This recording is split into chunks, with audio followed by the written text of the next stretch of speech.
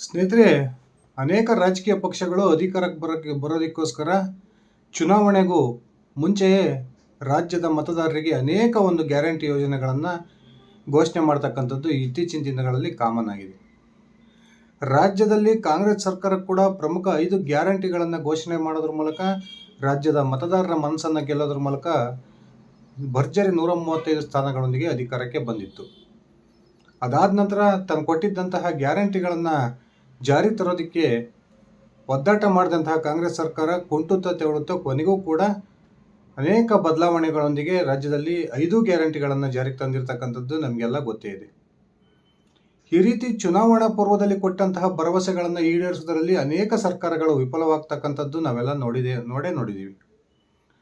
ಆದರೆ ಇದೀಗ ರಾಜ್ಯದ ಸರ್ಕಾರ ತನ್ನ ಚುನಾವಣಾ ಪೂರ್ವದಲ್ಲಿ ಕೊಟ್ಟಿದ್ದಂತಹ ಭರವಸೆಯಂತೆ ರಾಜ್ಯದ ರೈತರ 2 ಲಕ್ಷದವರೆಗಿನ ಬೆಳೆ ಸಾಲವನ್ನು ಮನ್ನಾ ಮಾಡೋ ಘೋಷಣೆಯನ್ನು ಮಾಡೋದ್ರ ಮೂಲಕ ರೈತರಿಗೆ ಬಹುದೊಡ್ಡ ಗಿಫ್ಟನ್ನು ಕೊಡೋದಕ್ಕೆ ತಯಾರಿಯನ್ನು ಮಾಡಿಕೊಂಡಿದೆ ಅಂತಕ್ಕಂಥ ಮಾತುಗಳು ಕೇಳಿ ಬರ್ತಾ ಇದ್ದಾವೆ. ಅರೆ, ನಿಮಗೆಲ್ಲ ಆಶ್ಚರ್ಯ ಆಗ್ಬೋದು. ಕರ್ನಾಟಕದ ಸರ್ಕಾರ ಅಂತೂ ರೈತರ ಬೆಳೆ ಸಾಲವನ್ನು ಮನ್ನಾ ಮಾಡ್ತೀವಿ ಅಂತ ಘೋಷಣೆಯನ್ನು ಮಾಡಿದ್ದಿಲ್ಲ. ಘೋಷಣೆ ಮಾಡಲಿದ್ರು ಕೂಡ ಯಾಕೆ ರೈತರ 2 ಲಕ್ಷದವರೆಗಿನ ಸಾಲವನ್ನು ಮನ್ನಾ ಮಾಡುತ್ತೆ ಅಂತಕ್ಕಂಥ ಆಶ್ಚರ್ಯ ನಿಮ್ಗೆ ಉಂಟಾಗಿರ್ಬೋದು. ಸ್ನೇಹಿತರೆ, ನಾನು ಹೇಳಕ್ಕೆ ಹೊರಟಿರ್ತಕ್ಕಂಥದ್ದು ಕರ್ನಾಟಕದ ರಾಜ್ಯದ ಕಾಂಗ್ರೆಸ್ ಸರ್ಕಾರದ ಕುರಿತು ಅಲ್ಲ, ಬದಲಾಗಿ ಮೊನ್ನೆ ತಾನೇ ಈ ಕಳೆದ 5 ತಿಂಗಳ ಹಿಂದೆ ಅಧಿಕಾರಕ್ಕೆ ಬಂದಿದ್ದಂತಹ ತೆಲಂಗಾಣದ ಕಾಂಗ್ರೆಸ್ ಸರ್ಕಾರದ ಒಂದು ವಿಷಯವನ್ನು. ಭರ್ಜರಿ ವಿಜಯದೊಂದಿಗೆ ತೆಲಂಗಾಣದಲ್ಲಿ ಅಧಿಕಾರಕ್ಕೆ ಬಂದಂತಹ ರೇವಂತ್ ರೆಡ್ಡಿ ನೇತೃತ್ವದ ಕಾಂಗ್ರೆಸ್ ಸರ್ಕಾರ ಅಧಿಕಾರಕ್ಕೆ ಬಂದ 5 ತಿಂಗಳಲ್ಲಿ ತಾನು ಚುನಾವಣಾ ಪೂರ್ವದಲ್ಲಿ ಕೊಟ್ಟಂತಹ ಭರವಸೆಯನ್ನು ಈಡೇರಿಸೋ ತೀರ್ಮಾನಕ್ಕೆ ಬಂದಿದ್ದು ಇಡೀ ತೆಲಂಗಾಣದ ರೈತರ ಮುಖದಲ್ಲಿ ಒಂದು ಮಂದಹಾಸವನ್ನು ಉಂಟು ಮಾಡ್ತಕ್ಕಂಥ ಪ್ರಯತ್ನಕ್ಕೆ ಕೈ ಹಾಕಿದೆ. ಬನ್ನಿ ಸ್ನೇಹಿತರೆ, ಹಾಗಾದರೆ ರೇವಂತ್ ರೆಡ್ಡಿ ಚುನಾವಣಾ ಪೂರ್ವದಲ್ಲಿ ಯಾವೆಲ್ಲ ಗ್ಯಾರಂಟಿಗಳನ್ನು ಘೋಷಣೆ ಮಾಡಿದ್ರು, ಈಗ ಅವರು ಜಾರಿ ತರಕ್ಕೆ ಹೊರಟಿರ್ತಕ್ಕಂಥ ಮಹತ್ವದ ಒಂದು ನಿರ್ಧಾರ ಏನೋ ತಿಳ್ಕೊಂಡು ಬರೋಣ. ಅದಕ್ಕಿಂತ ಮುಂಚೆ ನೀವಿನ ನನ್ನ ಇಟ್ಗೆ ಹೇಮಂತ್ ಯೂಟ್ಯೂಬ್ ಚಾನಲ್ಗೆ ಸಬ್ಸ್ಕ್ರೈಬ್ ಮಾಡ್ಕೊಂಡಿಲ್ಲ ಅಂದರೆ ದಯವಿಟ್ಟು ಸಬ್ಸ್ಕ್ರೈಬ್ ಮಾಡಿಕೊಂಡು ಬೆಲ್ ಬಟನ್ನ ಕ್ಲಿಕ್ ಮಾಡಿ. ನಾನು ಕೊಡ್ತಕ್ಕಂಥ ಮಾಹಿತಿ ನಿಮ್ಗೆ ಇಷ್ಟ ಆಗಿದ್ರೆ ಈ ವಿಡಿಯೋಗೆ ಲೈಕ್ ಮಾಡಿ, ಶೇರ್ ಮಾಡಿ, ಕಮೆಂಟ್ ಮಾಡಿ. ಸ್ನೇಹಿತರೆ, ಅಧಿಕಾರಕ್ಕೆ ಬರಬೇಕು ಅನ್ನೋ ಒಂದೇ ಒಂದು ಕಾರಣಕ್ಕೆ ಎಲ್ಲ ರಾಜಕೀಯ ಪಕ್ಷಗಳು ಕೂಡ ಅನೇಕ ಒಂದು ತಮ್ಮ ಪ್ರಣಾಳಿಕೆಯಲ್ಲಿ ಅನೇಕ ಭರವಸೆಗಳನ್ನು ಮತದಾರರಿಗೆ ಕೊಡ್ತವೆ. ಆದರೆ ಚುನಾವಣೆ ಗೆದ್ದ ನಂತರ ಕೆಲವೊಂದು ಪಕ್ಷಗಳು ಯಾವುದೇ ಕಾರಣಕ್ಕೂ ಆ ಭರವಸೆಗಳನ್ನು ಈಡೇರಿಸೋ ಪ್ರಯತ್ನವನ್ನು ಮಾಡೋದಿಲ್ಲ.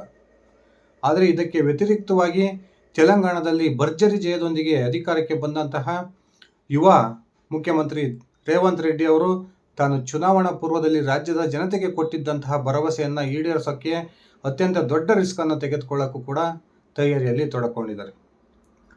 ಚುನಾವಣಾ ಪೂರ್ವದಲ್ಲಿ ರೇವಂತ್ ರೆಡ್ಡಿ ತೆಲಂಗಾಣದ ಜನರಿಗೆ ಒಂದು ಭರವಸೆಯನ್ನು ಕೊಟ್ಟಿದ್ದರು. ನಾನು ಏನಾದರೂ ಕಾಂಗ್ರೆಸ್ ಅಧಿಕಾರಕ್ಕೆ ಬಂದಿದ್ದೆ ಆದರೆ ರಾಜ್ಯದ ಎಲ್ಲ ರೈತರ ಬೆಳೆ ಸಾಲವನ್ನು 2 ಲಕ್ಷದವರೆಗಿನ ಬೆಳೆ ಸಾಲವನ್ನು ಮನ್ನಾ ಮಾಡ್ತೀನಿ ಅಂತಕ್ಕಂಥ ಘೋಷಣೆಯನ್ನು ಮಾಡಿದರು.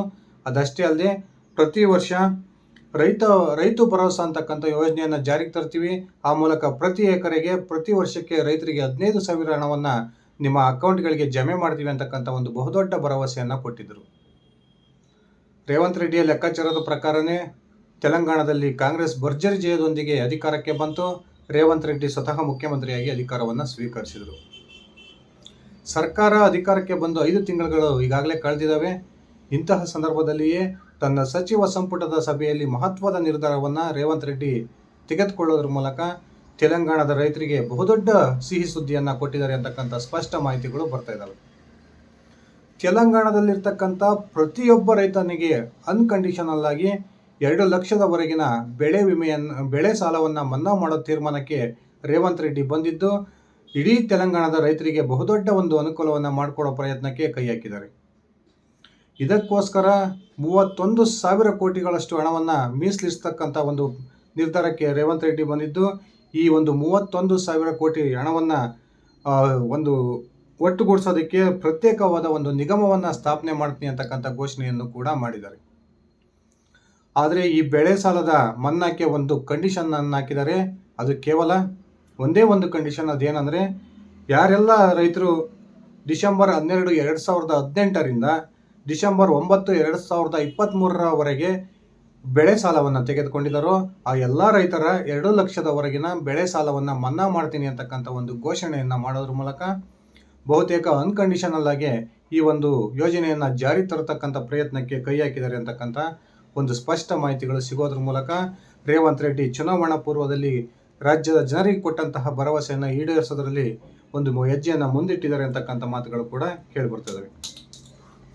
ಈಗಾಗಲೇ ರೈತರ 2 ಲಕ್ಷದವರೆಗಿನ ಬೆಳೆ ಸಾಲ ಮನ್ನಾದ ಕುರಿತು ಸಚಿವ ಸಂಪುಟದ ಒಪ್ಪಿಗೆಯನ್ನು ಕೂಡ ಪಡೆದಿರ್ತಕ್ಕಂಥ ರೇವಂತ್ ರೆಡ್ಡಿ ಅವರು ಇನ್ನು 1 ತಿಂಗಳ ಅವಧಿಯಲ್ಲಿ ಈ ಯೋಜನೆಯನ್ನು ತೆಲಂಗಾಣದಲ್ಲಿ ಜಾರಿ ತರುವ ಪ್ರಯತ್ನಕ್ಕೆ ಕೈ ಹಾಕಿದ್ದಾರೆ.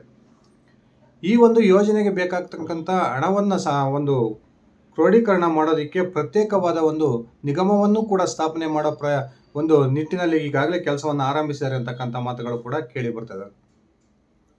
ಇದಿಷ್ಟೇ ಅಲ್ಲ ಸ್ನೇಹಿತರೆ, ಇನ್ನೂ ಒಂದು ಬಹುದೊಡ್ಡ ಒಂದು ರೈತರಿಗೆ ಅನುಕೂಲವಾಗ್ತಕ್ಕಂಥ ಯೋಜನೆಯನ್ನು ಕೂಡ ರೇವಂತ್ ರೆಡ್ಡಿ ಘೋಷಣೆ ಮಾಡಿದ್ದು ಈಗಾಗಲೇ ಅದರ ಜಾರಿಗೂ ಕೂಡ ಪ್ರಯತ್ನವನ್ನು ಮುಂದುವರಿಸಿದ್ದಾರೆ. ಚುನಾವಣಾ ಪೂರ್ವದಲ್ಲಿ ತಮ್ಮ ಚುನಾವಣಾ ಪ್ರಣಾಳಿಕೆಯಲ್ಲಿ ರೈತ ಭರವಸೆ ಅಂತಕ್ಕಂಥ ಒಂದು ಯೋಜನೆಯನ್ನು ನಾನು ರಾಜ್ಯದಲ್ಲಿ ಅಧಿಕಾರಕ್ಕೆ ಬಂದರೆ ಜಾರಿಗೆ ತರ್ತೀನಿ ಅಂತಕ್ಕಂಥ ಭರವಸೆಯನ್ನು ರೇವಂತ್ ರೆಡ್ಡಿ ಅವರು ಕೊಟ್ಟಿದ್ದರು.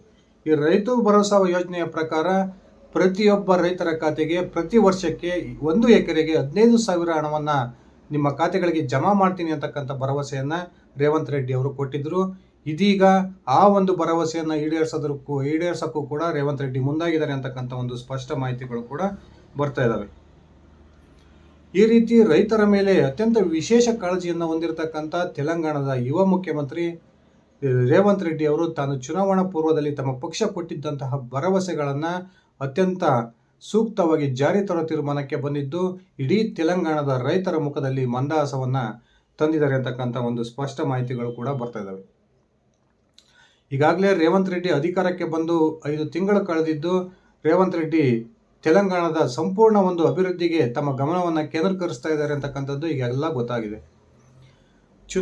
ಈ ಲೋಕಸಭಾ ಚುನಾವಣೆಗೂ ಮುನ್ನ ತೆಲಂಗಾಣದ ಪ್ರವಾಸವನ್ನು ಕೈಗೊಂಡಿದ್ದಂತಹ ದೇಶದ ಪ್ರಧಾನಿ ನರೇಂದ್ರ ಮೋದಿ ಅವರನ್ನು ಆಡಿ ಹೊಗಳೋದ್ರ ಮೂಲಕ ನಮ್ಮ ರಾಜಕಾರಣ ಏನಿದ್ರು ಚುನಾವಣೆಗೆ ಸೀಮಿತ, ಅದಾದಮೇಲೆ ನಾವು ಎಲ್ಲರೂ ಕೂಡ ಒಂದೇ, ಆ ಮೂಲಕ ನಮ್ಮ ತೆಲಂಗಾಣದ ವಿಶೇಷ ಅಭಿವೃದ್ಧಿಗೆ ತಾವು ವಿಶೇಷ ಗಮನವನ್ನು ಹರಿಸಬೇಕು ಅಂತಕ್ಕಂಥ ಮಾತನ್ನು ನರೇಂದ್ರ ಮೋದಿ ಅವರಲ್ಲಿ ಕೇಳ್ಕೊಳ್ಳೋದ್ರ ಮೂಲಕ ರೇವಂತ್ ರೆಡ್ಡಿ ಅವರಿಗೆ ರಾಜ್ಯದ ಮೇಲೆ ಎಷ್ಟು ಕಾಳಜಿ ಇದೆ ಅಂತಕ್ಕಂಥದ್ದನ್ನು ಸ್ಪಷ್ಟಪಡಿಸಿದರು. ನಮ್ಮ ರಾಜ್ಯದ ಅಭಿವೃದ್ಧಿಗೆ ಗುಜರಾತ್ ಮಾಡಲ್ ಅತ್ಯಂತ ಪ್ರಮುಖವಾಗಿ ನಮ್ಮ ಮೇಲೆ ಇಂಪ್ಯಾಕ್ಟ್ ಮಾಡ್ತಾ ಇದೆ. ಗುಜರಾತ್ ಮಾದರಿಯ ಅಭಿವೃದ್ಧಿಯನ್ನು ಕೂಡ ನಾನು ತೆಲಂಗಾಣದಲ್ಲಿ ಮಾಡಬೇಕು ಅಂತಕ್ಕಂಥ ಕನಸನ್ನು ಇಟ್ಕೊಂಡಿದ್ದೀನಿ.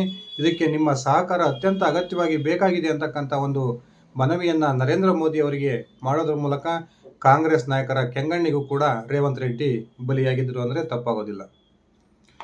ಇದೀಗ ರೇವಂತ್ ರೆಡ್ಡಿ ಏನು 2 ಲಕ್ಷದವರೆಗಿನ ಬೆಳೆ ಸಾಲವನ್ನು ಮನ್ನಾ ಮಾಡೋ ಪ್ರಯತ್ನಕ್ಕೆ ಕೈ ಹಾಕಿದರೆ ಈ ಬೆಳೆ ಸಾಲ ಮನ್ನಾದ ಒಂದು ಲಾಭ ತೆಲಂಗಾಣದ 47 ಲಕ್ಷ ಜನರಿಗೆ ಅನುಕೂಲ ಆಗುತ್ತೆ ಅಂತಕ್ಕಂಥ ಮಾತುಗಳು ಕೂಡ ಕೇಳಿ ಬರ್ತದವೆ. ಈ ಮೂಲಕ ಸುಮಾರು 47 ಲಕ್ಷ ಕುಟುಂಬಗಳಿಗೆ ನೆಮ್ಮದಿಯನ್ನು ಕೊಡತಕ್ಕಂಥ ಪ್ರಯತ್ನಕ್ಕೆ ರೇವಂತ್ ರೆಡ್ಡಿ ಕೈ ಹಾಕಿದ್ದು ಜನರ ಮನಸ್ಸನ್ನು ಗೆಲ್ತಾರೆ ಅಂತಕ್ಕಂಥ ಒಂದು ಮಾತುಗಳು ಕೂಡ ಕೇಳಿ ಬರ್ತದೆ. ಈ ರೀತಿ ತಾನು ಚುನಾವಣಾ ಪೂರ್ವದಲ್ಲಿ ತನ್ನ ಪಕ್ಷ ಕೊಟ್ಟಿದ್ದಂತಹ ಭರವಸೆಗಳನ್ನು ಎಷ್ಟೇ ಕಷ್ಟ ಆದರೂ ಕೂಡ ನಿಭಾಯಿಸ್ತಕ್ಕಂಥ ಒಂದು ತೀರ್ಮಾನಕ್ಕೆ ರೇವಂತ್ ರೆಡ್ಡಿ ಬಂದಿದ್ದು ಕೊಟ್ಟ ಮಾತನ್ನು ಉಳಿಸ್ಕೊಳ್ತಾರೆ ಅಂತಕ್ಕಂಥ ಭರವಸೆ ಈಗಾಗಲೇ ತೆಲಂಗಾಣದ ಜನರಿಗೆ ಬಂದಿದೆ ಅಂತಕ್ಕಂಥ ಮಾತುಗಳು ಕೂಡ ಕೇಳಿ ಬರ್ತದೆ. ರೇವಂತ್ ರೆಡ್ಡಿ ಘೋಷಣೆ ಮಾಡಿರ್ತಕ್ಕಂಥ ಈ 2 ಪ್ರಮುಖ ಯೋಜನೆಗಳನ್ನು ಕೇವಲ ಇನ್ನೊಂದು ತಿಂಗಳಲ್ಲಿ ಜಾರಿಗೆ ತರತಕ್ಕಂಥ ಪ್ರಯತ್ನಕ್ಕೆ ರೇವಂತ್ ರೆಡ್ಡಿ ಕೈ ಹಾಕಿದ್ದಾರೆ.